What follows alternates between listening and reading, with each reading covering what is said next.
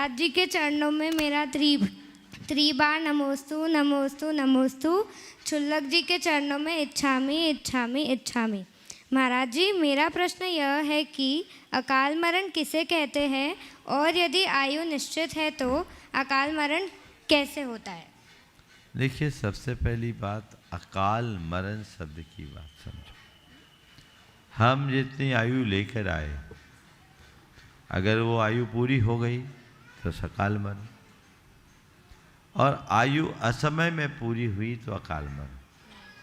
हमारी आयु दो प्रकार की होती है।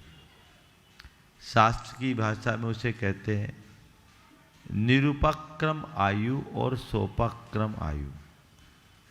निरुपक्रम आयु यानी जितनी आयु लेकर आए उतनी आयु को यथावत भोगने वाली आयु, और सोपक्रम आयु यानी ऐसी आयु जिसको हम जितना लाए उसमें कुछ घटा दें, जिसमें कुछ व्यवधान हो, उसको बोलते हैं सोपक्रम आयु। हम सब सामान्य प्राणियों की जो आयु है ये सोपक्रम आयु। तो हम जितनी आयु लेकर आए हैं, कोई जरूरी नहीं कि हम अपनी आयु को पूरी कर कर के ही जिए।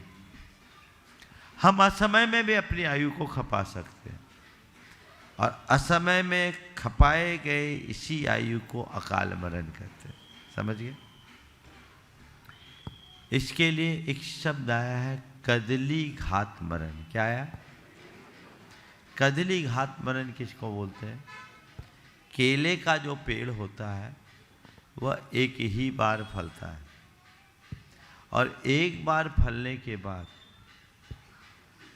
दोबारा उसमें फल नहीं लगता। उसके बाजू में एक दूसरा अंकुर फूट जाता है। तो कुशल किसान नए पौधे को पर्याप्त रस मिले इस भाव से उस हरे भरे पेड़ को काट डालता है। इसी को बोलते हैं कदली घात मरण। जैसे हरा भरा पेड़ असमय में कट गया, इसी तरह जिसका हरा भरा जीवन असमय में नष्ट हो जाए उसके मरण को अकाल मरण कहते हैं। समझ गए? इसके कारण भी बताए आचार्य कुंद ने। अकाल मरण के कारणों को गिनाते हुए कहा, विष वेयन रतक है भय सत्तक गहन संकले से ही आहार उस्सासा नाम निरोहना खिज दे आऊ। विष के भक्षण से, वेदना की तीव्रता से, रक्त के क्षय से, शस्त्र के आघात से, भय से, आहार पानी के निरोध से हमारी आयु असमय में छीन होती है। तो इस तरह की जो भी घटनाएं होती है उसमें हमारा मरण हो जाता है, तो वो अकाल मरण कहलाता है। अब अकाल मरण को लेकर के कुछ बातें और जानने योग्य है। प्राय सोचते हैं कि अब अकाल मरण है, मेरी 100 वर्ष की आयु थी, 30 वर्ष में कोई मर गया तो 70 साल क्या करेगा? वैदिक परंपरा के अनुसार वो 70 साल तक प्रेत योनि में भटकेगा। जैन धर्म कहता नहीं। जैन धर्म के अनुसार आयु के क्षय होने पर ही मरण होता है। जब तक आयु है तब तक मरण नहीं होगा। तो क्या हुआ? 100 साल की आयु वाला जीव अपनी पूरी आयु को 30 साल में ही भोग लिया। 30 साल में ही नहीं, 30 महीने में भी हो सकता, 30 महीने में नहीं, 30 दिन में भी हो सकता, 30 दिन में ही नहीं, 30 मिनट में भी हो सकता, 30 मिनट में ही नहीं, 3 मिनट में भी हो सकता, और 3 मिनट में ही नहीं, 3 सेकेंड में भी हो सकता है। असमय में कैसे? आप लोग गैस में खाना बनाती हो, 15.5 लीटर गैस होती है, इतनी होती, कम हो गई 14.5। आप लोग लाते हो, सामान्य रूप से काम करते हो, 15 दिन तो चलता होगा, लेकिन बर्नर लीक करने लगे तो जल्दी खत्म हो जाए, और टंकी बस्ट हो जाए तो तुरंत खत्म हो जाए।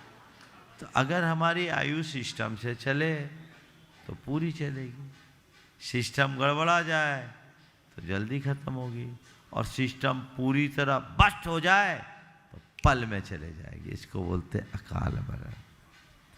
तो आयु के क्षय से ही मृत्यु होती है, और आयु का यह क्षय समय पर भी होता है, असमय में भी होता है। अब कोई कहे उसका अकाल में मरना ही निश्चित था, तो हम उसे अकाल मरण क्यों कहें? ऐसा हमारे शास्त्रों में नहीं लिखा। हमारे भगवंतों ने तो ये बोला कि अगर पूरी आयु लेकर आया और मरा तो अकाल मरण, और पहले मर गया तो अकाल मरण। और सुन करके आश्चर्य करोगे, धवला में ऐसा आया है सिद्धांत ग्रंथ में कि एक जीव 1 कोटि पूर्व की आयु लेकर जन्मा। कितनी आयु? इस धरती पर मनुष्यों की या पशुओं की जो सर्वाधिक आयु है, उतनी आयु लेकर के जिया। अब कोटि पूर्व नहीं समझ सकोगे, समझने के लिए समझ लो 1 करोड़ वर्ष की आयु है तो बहुत वर्ष। 84 लाख वर्ष का एक पूर्वांग होता है, उसको 84 लाख से गुना करो तो एक पूर्व होता है, उसको 1 करोड़ वर्ष से गुना करो तो एक पूर्व कोटि होती, यानी 84 लाख गुणित 84 लाख गुणित 1 करोड़। इतनी आयु लेकर के जीने वाला जन्म लिया व्यक्ति जब आया था तो कितनी आयु लाया? 1 करोड़ पूर्व की। और ऐसा जीव कदली घात के द्वारा अपनी सारी आयु को एक अंतर मुहूर्त में भोग करके समाप्त कर सकता है, और अंतर मुहूर्त में भोग लिया और वापस उतनी आयु बांध करके मर गया। यानी 1 करोड़ पूर्व जीने वाला व्यक्ति एक अंतर मुहूर्त में मर सकता है। यही अकाल मरण। समझ गए? इसलिए उसको ऐसे समझ।